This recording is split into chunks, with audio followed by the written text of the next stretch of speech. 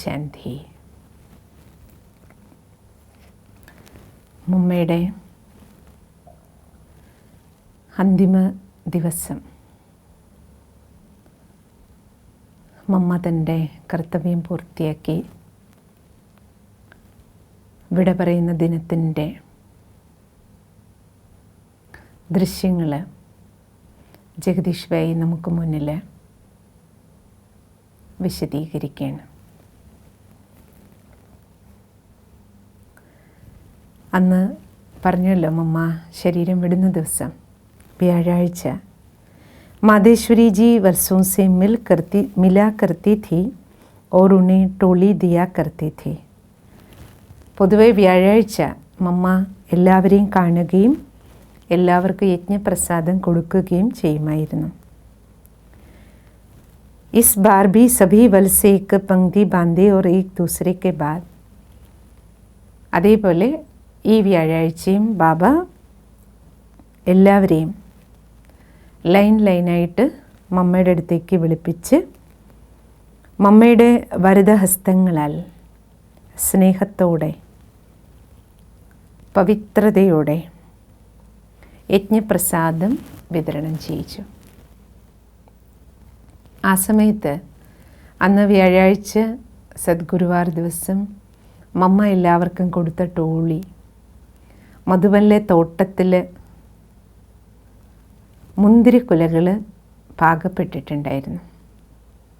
ആ മുന്തിരിയുടെ കുലയാണ് ഓരോരുത്തർക്കും ഓരോ കുല മുന്തിരി ആണ് ബാബ മമ്മയുടെ കൈകൾ കൊണ്ട് കൊടുപ്പിച്ചത്. ബാബ മാതേശ്വരിജിയുടെ കൈകളിലേക്ക് മുന്തിരി കൊടുത്തുകൊണ്ടിരുന്നു. മാതേശ്വരിജി യോഗദൃഷ്ടിയോടെ പുഞ്ചിരിയോടെ സ്നേഹത്തോടെ മുന്തിരി എല്ലാവർക്കും പ്രസാദമായി വിതരണവും ചെയ്തു. വർഷോं के बाद യജ്ഞയ്ക്ക് അന്നത്തെ ഒരു പ്രത്യേകത, സാധാരണ മമ്മ വ്യാഴാഴ്ച യജ്ഞത്തിലെ കുമാരിമാർക്ക് മാത്രമാണ് പ്രസാദം കൊടുക്കുമായിരുന്നത്. പക്ഷേ ഈ വ്യാഴാഴ്ച ബാബ യജ്ഞനിവാസികൾക്ക് എല്ലാവർക്കും കൊടുത്തതിന് ശേഷം അവിടെ കെട്ടിടം പണി നടക്കുകയായിരുന്നുവല്ലോ പാണ്ഡവ് ഭവനിൽ. അപ്പോൾ പണിയെടുക്കാൻ വന്നിരുന്ന എല്ലാ ജോലിക്കാർക്കും മേശ്രിമാർക്കും എല്ലാവർക്കും ബാബ മമ്മയെ കൊണ്ട് പ്രസാദം കൊടുപ്പിച്ചു. पहले तो सदा बाबा भी टोली दिया करते थे और माम भी. മുൻപും ബാബയും മമ്മയും ടോളി നൽകുമായിരുന്നു. പക്ഷേ ഇന്ന് ബാബ ടോളി എടുത്ത് മമ്മയുടെ കൈകളിൽ വെച്ചു കൊടുത്തു. മമ്മ എല്ലാവർക്കും ദൃഷ്ടി കൊടുത്തുകൊണ്ട് ടോളി വിതരണം ചെയ്തു. ഈ ദൃശ്യം കാണുമ്പോൾ തന്നെ ചിലരുടെയെങ്കിലും ഉള്ളിൽ ഒരു സങ്കല്പം ഉണർന്നു. ഈ ദൃശ്യത്തിലും എന്തോ ഒരു രഹസ്യം അടങ്ങിയിട്ടുണ്ട്. അന്നത്തെ ദിവസം മധുബനത്തിലെ അനേക സേവാ കേന്ദ്രങ്ങളിൽ നിന്ന് ധാരാളം മക്കൾ എത്തിച്ചേർന്നിരുന്നു. അതുകൊണ്ട് ടോളി വാങ്ങാൻ വന്നവരുടെ നിരയിലും വലിയ ക്യൂ ആയിരുന്നു. എല്ലാവർക്കും യജ്ഞപ്രസാദം നൽകാൻ വളരെയധികം സമയമെടുത്തു.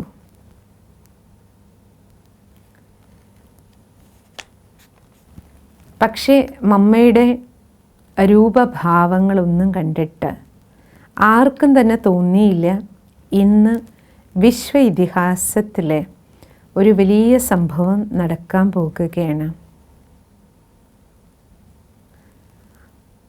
ടോളി വിതരണം ചെയ്തുകൊണ്ടിരിക്കുമ്പോഴും മമ്മയുടെ മുഖം വളരെയധികം കാന്തി നിറഞ്ഞതായിരുന്നു. എല്ലാവർക്കും മമ്മയെ കാണാൻ കഴിഞ്ഞതിലും മമ്മയുടെ കൈകൾ കൊണ്ട് പ്രസാദം ലഭിച്ചതിലും ദൃഷ്ടി കിട്ടിയതിലും വളരെയധികം സന്തോഷമുണ്ടായി. മമ്മയിൽ എത്രത്തോളം ആത്മബലം, മനോബലം, നിയന്ത്രണ ശക്തി കാണപ്പെട്ടു.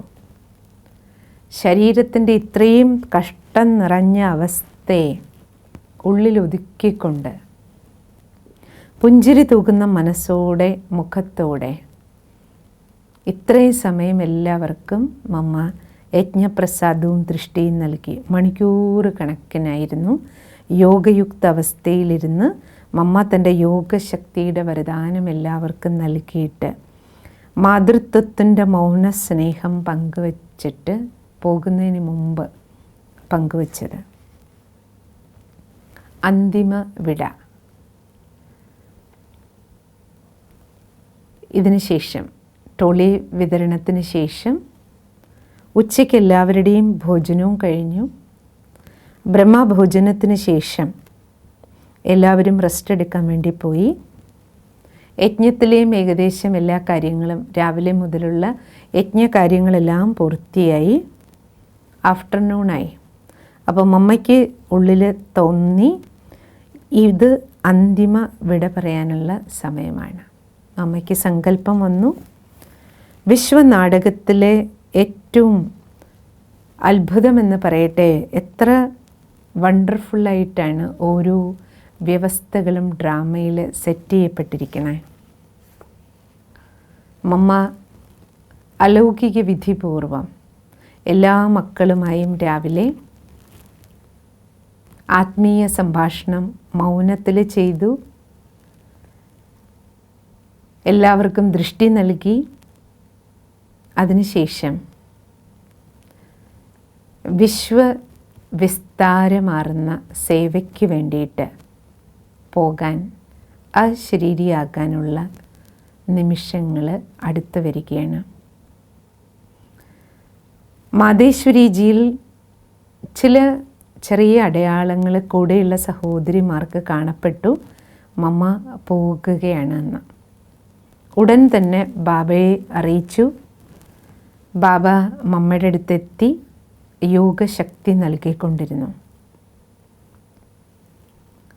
നിശ്ചിതമായ ഭാവി നിശ്ചയിക്കപ്പെട്ടതായിരുന്നുവല്ലോ. മാതേശ്വരി തൻ്റെ ശരീരത്യാഗം ചെയ്ത് ദേഹമുക്തമായി.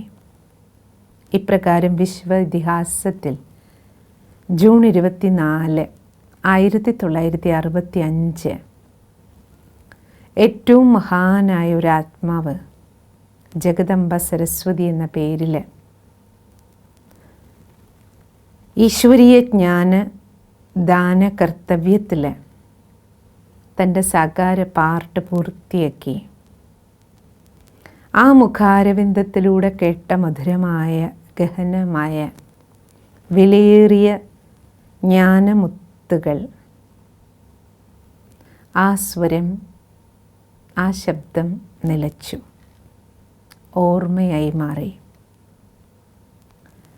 അങ്ങനെ മാതാവ് സൃഷ്ടി നാടകത്തിൽ തൻ്റെ ദിവ്യ കർത്തവ്യത്തിൻ്റെ മായാത്ത മുഖമുദ്രകൾ അവശേഷിപ്പിച്ചിട്ട്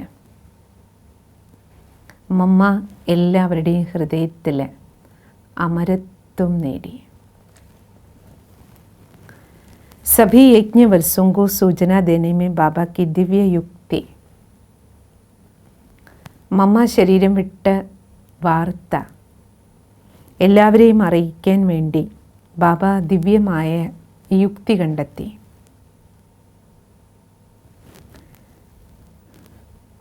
നിമിഷങ്ങൾക്കുള്ളിൽ യജ്ഞവത്സർക്കെല്ലാം ന്യൂസ് കിട്ടി. ഭാരതത്തിൻ്റെ വിഭിന്ന ഭാഗങ്ങളിലുണ്ടായിരുന്ന സേവാ കേന്ദ്രങ്ങളിൽ കമ്പി സന്ദേശമായും ടെലിഫോണായും വാർത്തയെത്തി. പക്ഷേ ബ്രഹ്മബാബയുടേത് എല്ലാ കർത്തവ്യങ്ങളും അലൗകികമായിരുന്നു. ഒപ്പം എല്ലാ കാര്യങ്ങളിലും എല്ലാവരുടെയും ഉന്നതി ഉണ്ടാകണം എന്നതും ബാബയ്ക്ക് വളരെ ഉറപ്പുള്ള കാര്യമായിരുന്നു. അതുകൊണ്ട് മമ്മ ശരീരത്യാഗം ചെയ്ത വാർത്ത കുട്ടികളെ അറിയിക്കുന്നതിനോടൊപ്പം ബാബ ഈ ദിവ്യ സന്ദേശവും എല്ലാവർക്കും നൽകി. നമ്മൾ എല്ലാവർക്കും മുന്നിൽ ശിവ ബാബ ഒരു പ്രാക്ടിക്കൽ പരീക്ഷ വെച്ചിരിക്കുകയാണ്. എന്താണ് പരീക്ഷ? ഈ വലിയ പരീക്ഷയിൽ നമുക്ക് എല്ലാവർക്കും നല്ല മാർക്കിൽ പാസ്സാകണം. ബാബ പറഞ്ഞു, നമ്മൾ ബാബയുടെ മക്കളെല്ലാവരും ചേർന്ന് അഖണ്ഡ യോഗം ചെയ്യാം. സാധാരണ ലോകത്തിലെ മരണവീട്ടിലുള്ള ഒരു ദുഃഖമോ സങ്കല്പ വികല്പമോ നമ്മൾ കുട്ടികളുടെ ഉള്ളിൽ വരരുത്. നമ്മുടെ ഈ ഉയർന്ന യോഗയുക്ത അവസ്ഥ കണ്ടിട്ട് ശിവ് ബാബയ്ക്ക് മാതേശ്വരിജിയുടെ ആത്മാവിനെ ഈ ശരീരത്തിലേക്ക് തിരിച്ചയക്കാൻ തോന്നും. അങ്ങനെ നമുക്ക് എല്ലാവർക്കും ചേർന്ന് അഖണ്ഡ യോഗം ചെയ്ത് ശിവ് ബാബയോട് നിവേദനം സമർപ്പിക്കാം എന്ന് കുട്ടികളോട് പറഞ്ഞു. ഇത് ബാബയുടെ ഒരു യുക്തിയായിരുന്നു. എന്തിനു വേണ്ടി? മമ്മയുടെ വിയോഗത്തിൽ ആർക്കും അല്പം പോലും ദുഃഖം ഫീൽ ചെയ്യാതിരിക്കാനും ഒരു ദുഃഖത്തിൻ്റെയോ വേദനയുടെയോ കരച്ചിലിൻ്റെയോ അന്തരീക്ഷം യജ്ഞത്തിൽ ഉണ്ടാകരുത്.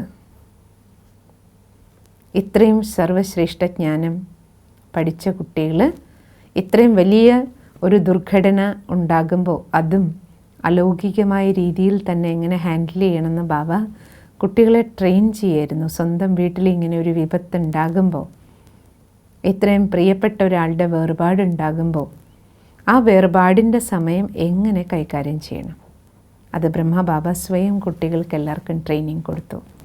ബാബ പറഞ്ഞു, നമുക്കെല്ലാവർക്കും ചേർന്ന് മമ്മയുടെ ഭൗതിക ശരീരത്തിന് ചുറ്റുമിരുന്ന് അഖണ്ഡ തപസ്യ ചെയ്യാം.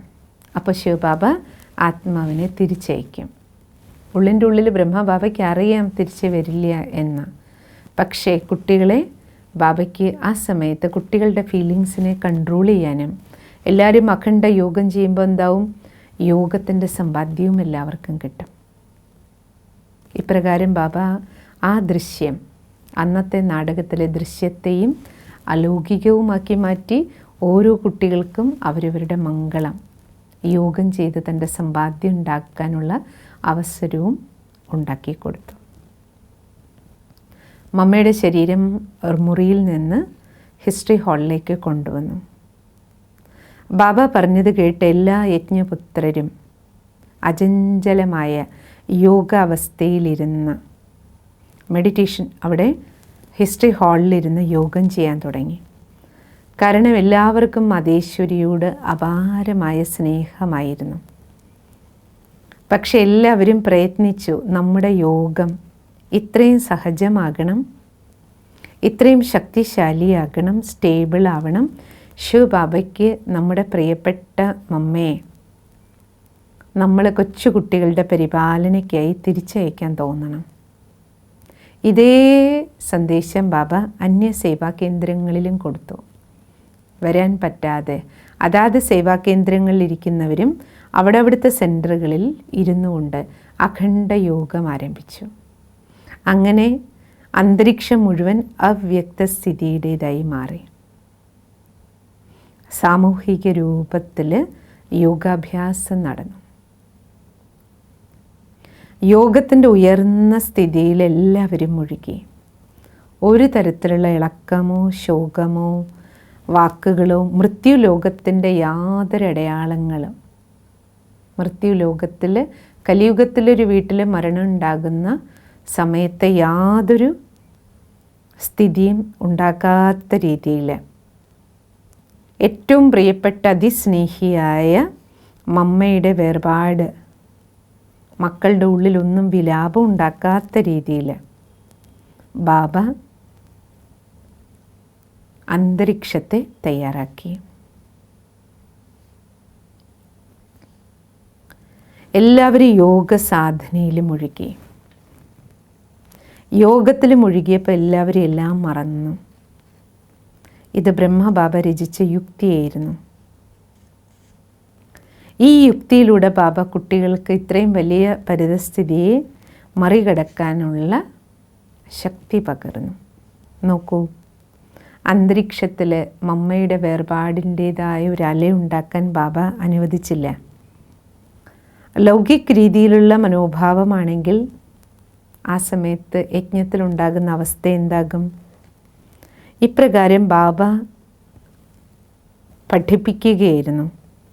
ഏറ്റവും അടുത്ത ബന്ധു ശരീരം വിടുകയാണെങ്കിൽ ആ സമയത്ത് നിങ്ങളുടെ അവസ്ഥ എങ്ങനെയിരിക്കണം, ആ അവസ്ഥയെ നിങ്ങൾ എങ്ങനെ, ആ സാഹചര്യത്തെ ഏതവസ്ഥയിലിരുന്നുകൊണ്ട് കൈകാര്യം ചെയ്യണം. അതായത് യജ്ഞത്തിൽ ഇങ്ങനെ ഒരു പരിതസ്ഥിതി കടന്നു വന്ന സമയത്ത് പോലും അതിലൂടെയും ബാബ കുട്ടികൾക്ക് പാഠം പകർന്നു കൊടുത്തുകൊണ്ടിരുന്നു.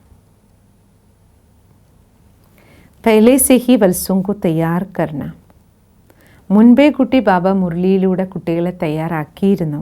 വാസ്തവത്തിൽ ബാബ മമ്മ ശരീരം വിടുന്നതിന് ഒരു 2-2.5 വർഷം മുമ്പ് മുതലേ മുരളിയിൽ അപ്രത്യക്ഷ രൂപത്തിൽ കുട്ടികളെ തയ്യാറാക്കിക്കൊണ്ടിരുന്നു.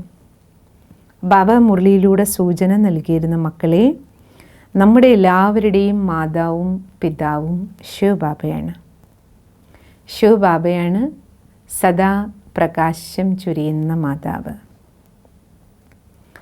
ശിവബാബയെ പോലൊരു മാതാവ് നമുക്ക് ആർക്കുമില്ല.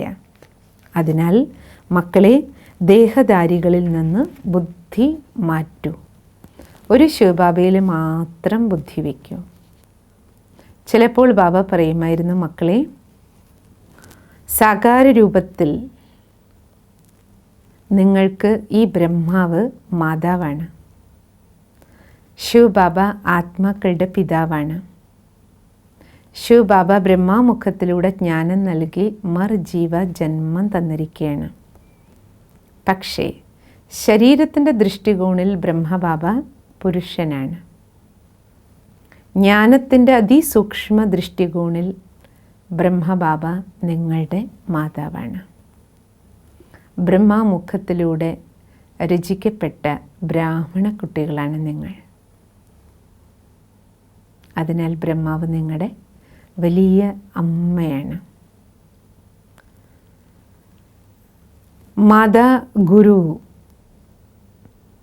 മാതാവും കോഹി ആകെ രഖന ഹെ. ബാബയ്ക്ക് അമ്മമാരെ മുന്നിൽ വെക്കണമായിരുന്നു. അതുകൊണ്ട് ഈ ജ്ഞാനയജ്ഞത്തിലെ മാതാക്കൾ കൂടുതലായിരുന്നു.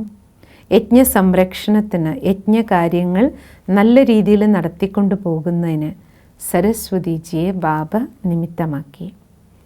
അതിനാൽ മമ്മ യജ്ഞമാതാവാണ്. മമ്മയിലൂടെ ജ്ഞാനത്തിൻ്റെ മധുരമായ താരാട്ട് നിങ്ങൾക്ക് ലഭിച്ചുകൊണ്ടിരിക്കുന്നു. और यज्ञ माता के तौर पर इसे യജ്ഞമാതാവായി യജ്ഞകാര്യങ്ങൾ നടത്തിക്കൊണ്ടു പോകാനും അമ്മ നിമിത്തമാണ്.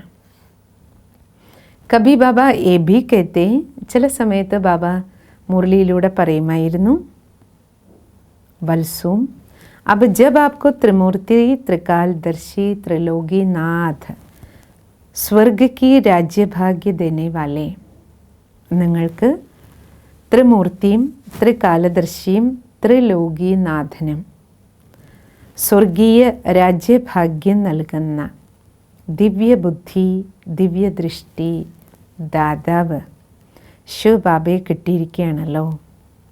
അതിനാൽ നിങ്ങൾക്ക് സദാ സന്തോഷമുണ്ടായിരിക്കണം. തൻ്റെ സൗഭാഗ്യത്തെ സ്മരിച്ച് സദാ ഹർഷിതരായിരിക്കണം. അതായത് എത്ര വലിയൊരു ദുർഘടന നേരിടേണ്ടി വന്നാലും താങ്കളുടെ സന്തോഷം നഷ്ടപ്പെടരുത്. ബാബ കുറേ കാലങ്ങളായി മുരളികളിൽ ഇങ്ങനെ പറഞ്ഞുകൊണ്ടിരുന്നു. മമ്മ ശരീരം വിടുന്നതിന് കുറച്ച് ദിവസങ്ങൾക്ക് മുമ്പേ മുരളികളിലൂടെ ഇപ്രകാരം വലിയ വിപത്തുകളെക്കുറിച്ച് പറഞ്ഞു കുട്ടികളുടെ മനസ്സിനെ തയ്യാറാക്കിച്ചുകൊണ്ടിരുന്നു.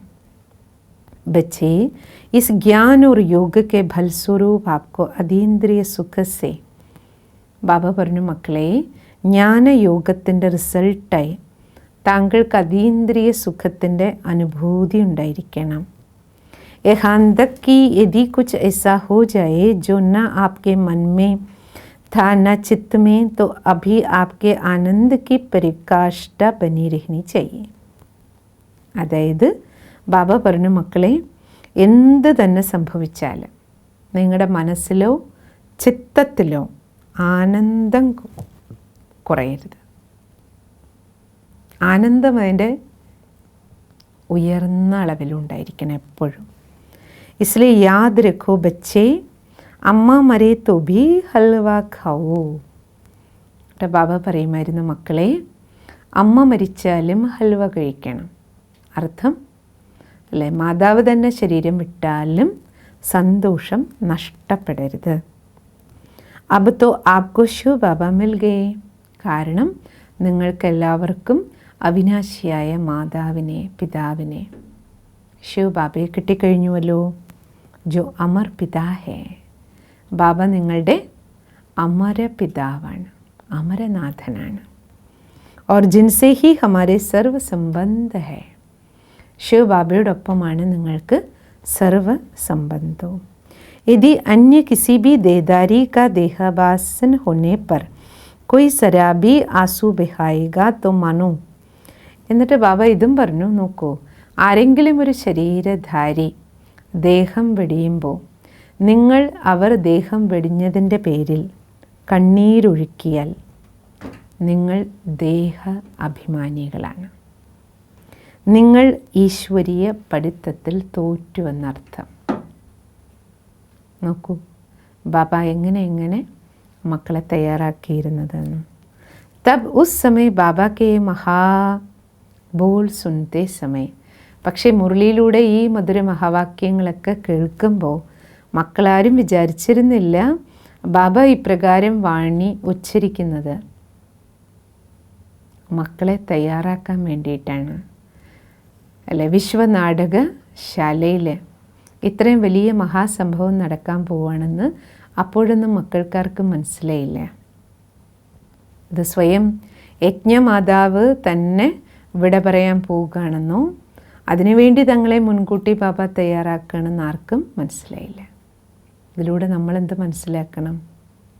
ബാബയുടെ മുരളി, അതുകൊണ്ടാണ് ബാബ ഒരു ദിവസം പോലും മിസ് ചെയ്തിരുന്നു പറയണം. കാരണം എന്താണ്? ഓരോ ദിവസത്തെയും മുരളി വാണിങ്ങുകളാണ്. ബാബ ചില മുന്നറിയിപ്പുകൾ നമുക്ക് എല്ലാവർക്കും മുരളിയിലൂടെ തരുന്നുണ്ട്. അതായത് നാളെ നമുക്ക് എന്താണ്, ഇന്നത്തെ നാടകശാലയിൽ അല്ലെങ്കിൽ നാളുകളിൽ നമുക്ക് ഓരോരുത്തർക്ക് എന്തൊക്കെ ടെസ്റ്റ് പേപ്പറാണ് ഫേസ് ചെയ്യേണ്ടി വരുന്നത്, അതിന് യഥാർത്ഥത്തിൽ ബാബ ദിവസങ്ങൾക്ക് മാസങ്ങൾക്ക് മുമ്പേ അല്ലെങ്കിൽ വർഷങ്ങൾക്ക് മുമ്പേ ഉള്ള മുരളികളിലൂടെ ബാബ നമ്മളെ പറഞ്ഞ് മുരളി കേൾപ്പിച്ച് ബാബയുടെ വരദാനങ്ങളായോ സ്ലോഗനിലൂടെയോ ഈശ്വരീയ മഹാവാക്യങ്ങളിലൂടെ നമ്മൾ ഓരോ ആത്മാക്കളുടെയും മനസ്സിനെ ബാബ യഥാർത്ഥത്തിൽ തയ്യാറാക്കിക്കൊണ്ടിരിക്കുന്നുണ്ട്. പക്ഷേ മനസ്സ് സ്ഥിതി എപ്പോഴേ തയ്യാറാകുള്ളൂ? നമ്മൾ അന്നന്നത്തെ മുരളികളിൽ ബാബ നൽകുന്ന മുഖ്യ ലെസൺ ക്യാച്ച് ചെയ്യണം, പഠിക്കണം, ഉള്ളിൽ ധാരണ ചെയ്യണം. അപ്പോഴാണ് അത് നമുക്ക് മനോബലമായി മാറുന്നത്. ആ മനോബലം നമുക്ക് വരാൻ പോകുന്ന നാടകത്തിലെ ഓരോ സീനും ഫേസ് ചെയ്യാൻ നമുക്കുള്ള വിവേകം ഉണ്ടാകും. അതിൽ നമുക്ക് വേണ്ടുന്ന തീരുമാനങ്ങൾ അതിലുണ്ടാവും, നമുക്ക് വേണ്ടുന്ന നിർദ്ദേശങ്ങളുണ്ടാവും, നമുക്ക് വേണ്ടുന്ന കറക്ഷൻസ് ഉണ്ടാകും, നമുക്ക് വേണ്ടുന്ന മുന്നറിയിപ്പുകളുണ്ടാകും, നമുക്ക് വേണ്ടുന്ന ശക്തികളുണ്ടാവും, നമുക്ക് വേണ്ടുന്ന ശ്രീമതം ഉണ്ടാകും. ഇപ്രകാരം നമ്മളെല്ലാവരും എന്ത് ചെയ്യണം എന്നർത്ഥം. അതാണ് ജഗദീഷ് ഭായി സൂചിപ്പിക്കണേ. ബാബ 2-2.5 വർഷം മുമ്പേ റെഡിയാക്കിയിരുന്നു മമ്മ പോകുന്നതിന് മുമ്പേ കുട്ടികളെ. ഇപ്രകാരം നമ്മളും ബാബയുടെ മുരളിയെ സസൂക്ഷ്മം ശ്രദ്ധിച്ച് കേൾക്കുകയും പഠിക്കുകയും ചെയ്താൽ നമ്മുടെ മുന്നിൽ വരുന്ന ഓരോ പേപ്പറിനും മുമ്പേ തന്നെ ബാബ നമുക്ക് ആ പേപ്പർ പാസ്സാകാനുള്ള ശക്തി അല്ല തയ്യാറെടുപ്പ് മുരളിയിലൂടെ തരുന്നുണ്ട്. ബാബ കി ജ്ഞാൻ യുക്ത കാവ്യമയി വാണി. ബാബയുടെ ജ്ഞാനയുക്തമായ മധുര മഹാവാക്യങ്ങൾ. सबके मन में उत्सुकता बनी रही कि अब विश्व नाटक में आगे कौन सा दृश्य आता है. മമ്മ അവ്യക്തമാകുന്നതോടുകൂടി മനസ്സിൽ ചോദ്യം വരാൻ തുടങ്ങി ചിലർക്കെങ്കിലും, ഇനി വിശ്വനാടകത്തിലെ അടുത്ത ദൃശ്യം എന്താണ്? യോഗത്തിൻ്റെ പ്രോഗ്രാം സമാപനമായത്. ഫുൾ ഡേ, വൈകുന്നേരം അമ്മ ഉച്ചയ്ക്ക് ശേഷം ശരീരം വിട്ടുമല്ലോ, ഫുൾ നൈറ്റ് യോഗം നടന്നു, അഖണ്ഡ യോഗം. അമൃത് വേള സമയത്ത് ബ്രഹ്മബാബ ജ്ഞാനത്തിൻ്റെ ചില അമൂല്യ രഹസ്യങ്ങൾ കുട്ടികളെ കേൾപ്പിച്ചു. ബാബ പറഞ്ഞു, മക്കളെ, എന്ത് കാണുന്നു നാടകത്തിലെ ദൃശ്യങ്ങളെല്ലാം സാക്ഷിയായി കണ്ടുകൊണ്ടു പോകൂ. ഇപ്പോൾ ബുദ്ധിയുടെ ചരട് ശിവബാബയുടെ കൈകളിൽ കൊടുക്കൂ. എനിക്കറിയാം നിങ്ങൾക്കെല്ലാവർക്കും മമ്മയോട് വളരെയധികം സ്നേഹമുണ്ട്. മമ്മയുടെ ബോഡി അവിടെ കിടക്കുകയാണ്. ഫുൾ നൈറ്റ് കുട്ടികളെ കൊണ്ട് യോഗം ചെയ്യിച്ചിട്ട് രാവിലെ അമൃത് വേളയ്ക്ക് ബാബ മധുരമഹാവാക്യങ്ങൾ ഉച്ചരിക്കുകയാണ്. പക്ഷേ നമ്മുടെ മാതാവായിരുന്നു, ജഗദംബയായിരുന്നു, മുഴുവൻ ജഗത്തിൻ്റെ മാതാവാണ്. അപ്പോൾ ബാബ പറഞ്ഞു, നോക്കൂ, ബ്രഹ്മബാബയ്ക്കും മാതാവായിരുന്നു മമ്മ. നോക്കൂ, ബാബാനെ ഇസ് ജ്ഞാൻ യജ്ഞയ്ക്ക് സ്ഥാപന കെ സമയം, ഈ ജ്ഞാനയജ്ഞം രചിച്ചപ്പോൾ തൻ്റെ ശരീരവും മനസ്സും ധനവുമെല്ലാം ശിവബാബയ്ക്ക് സമർപ്പിച്ചു.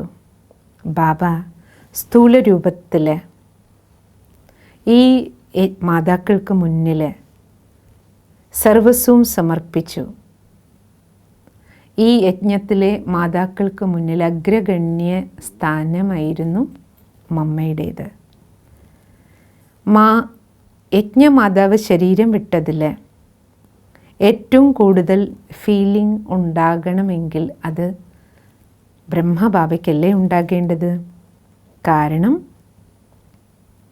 യജ്ഞകാര്യത്തിൽ ബ്രഹ്മബാബയുടെ വലങ്കയായിരുന്നു മാതേശ്വരി. കാരണം മമ്മ അനുപമമായ സഹയോഗമാണ് ബാബയ്ക്ക് ഈ യജ്ഞത്തിൽ നൽകിയിരുന്നത്. പക്ഷേ ബാബ ചിന്തിക്കുന്നത്, ഈ ജ്ഞാനയജ്ഞം രചിച്ചിരിക്കുന്നത് ബ്രഹ്മബാബ കുട്ടികൾക്ക് ബാബയുടെ അനുഭവം പറയായിരുന്നു. ആ സമയത്ത് മമ്മയുടെ ബോഡി കിടക്കുന്ന സമയത്ത് തന്നെ ഈ യജ്ഞം രചിച്ചിരിക്കുന്നത് ശിവബാബയാണെന്ന് ബാബയ്ക്ക് അറിയാം. അതിനാൽ മംഗളകാരിയായ ആ പരമപിതാവ് തന്നെ ഈ യജ്ഞത്തെ മുന്നോട്ട് നയിക്കും എന്നെനിക്ക് നിശ്ചയമുണ്ട് എന്ന് ബ്രഹ്മബാബ കുട്ടികളോട് പറഞ്ഞു. പിന്നീട് പിതാശ്രീ ശിവബാബയിലേക്ക് വിരൽ ചൂണ്ടിക്കൊണ്ട് പറഞ്ഞു, ബാബ, ഓ മീഠേ ബാബ, ഞങ്ങളുടെ മാതാവിനെ തിരിച്ചയക്കൂ ബാബ. എത്ര വിചിത്രമാണ് ഈ ഡ്രാമ. കൽപ്പത്തിൽ ഒരിക്കൽ മാത്രം കിട്ടിയ ഈ യജ്ഞമാതാവിനെ ഞങ്ങളുടെ അടുത്തുനിന്ന് ബാബ കൊണ്ടുപോയില്ലേ? ബാബ, മഹാവിനാശത്തിന് കുറച്ച് സമയം കൂടി ബാക്കിയുണ്ടല്ലോ. അതുകൊണ്ട് സംഗം യുഗത്തിൽ ഈ യജ്ഞമാതാവിൻ്റെ പാർട്ട് കുറച്ച് സമയം കൂടി ഞങ്ങൾക്കെല്ലാവർക്കും വേണം എന്ന് ബ്രഹ്മബാബ എല്ലാ മക്കൾക്കും വേണ്ടിയിട്ട് ശിവബാബയ്ക്ക് മുന്നിൽ നിവേദനം സമർപ്പിച്ചു. ബാക്കി നമുക്ക് നാളെ കേൾക്കാം.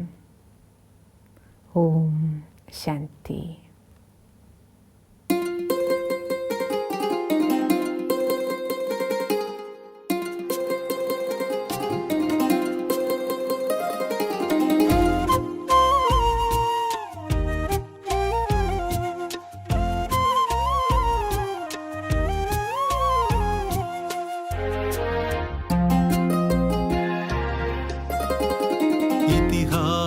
జీవితం నీతు నీ